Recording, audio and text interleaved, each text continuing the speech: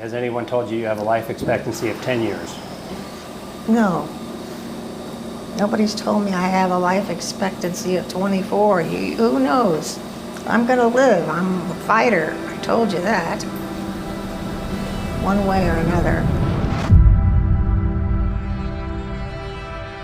We had to try her case twice. The first time we tried it, we went to trial.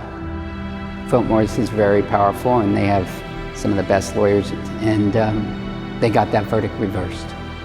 So we had to try it again, and just before trial, Cindy was almost dead by that point. She needed that lung transplant. We still didn't have it. Right before the trial started, the Friday before it started on Monday, tobacco companies deposed her again. And so the tobacco companies wanted to say, look, smoking's gonna kill you like tomorrow, so you don't need any future medical bills, to reduce the amount of money they'd have to pay. So they wanted her to admit that she was gonna die soon. We had to massively increase the size of the firm. People were working till 2, 3, 4 a.m., 7 days a week. So we had to take out loans, everything the banks would give us. By the end, what we were risking was the firm, my career, bankruptcy, my house. There's a memo that one tobacco executive wrote to the lawyers saying, the way we win these cases is not by spending all our money. It's by making the other son of a bitch spend all of his. And that's what they tried to do.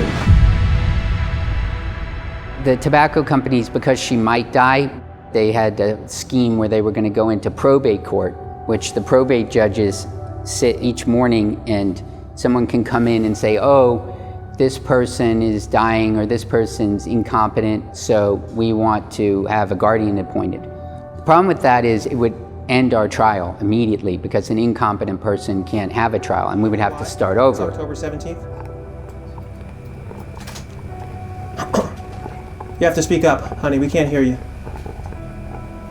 Hey, Todd, I'm sorry to interrupt. Ms. Noggle she's not competent to She's testify answered right. almost every one of your questions. She started to deteriorate during the deposition and couldn't even finish it. And she got to be rushed to the hospital in an ambulance. And so we started trial without her. And before the trial was over, her doctor said she was terminal and she was about to die. Oftentimes in the cases that we handle, there's a chance that our client may not make it to the courtroom. They may not be alive to see their own case go to trial. Thankfully, we're able to preserve the testimony of our clients in those situations. Because Cindy could not be at her second trial 4 years later, we were able to play the testimony on video for the jury. She wanted to make a difference in this world. She still wanted to make a difference in this world, and the case still mattered to her. The only way she could make a difference in this world is through this verdict. And it was up to them, it was up to the jury. So I asked the jury in closing argument to make Philip Morris pay, to help change the world, to make Cindy's life have meaning, to help her make a difference in this world, and they did. They found Philip Morris guilty. They gave Cindy's life a greater meaning, and they punished Philip Morris in that verdict. Cigarettes are engineered to deliver sufficient amounts of nicotine that will induce and maintain nicotine addiction.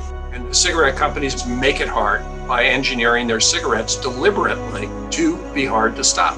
You know, when you look at the odds of dying prematurely as a result of a smoking-caused disease, get a coin out and flip it, because it's about a 50% odds of dying prematurely if you're a cigarette smoker.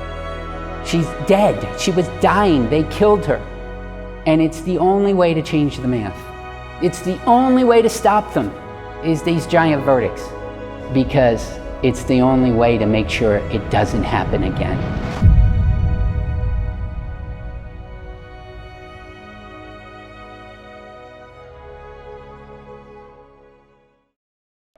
The tobacco companies, without a doubt, are the #1 corporate killers. You know, we're in a nicotine delivery business, and that's what cigarettes are for.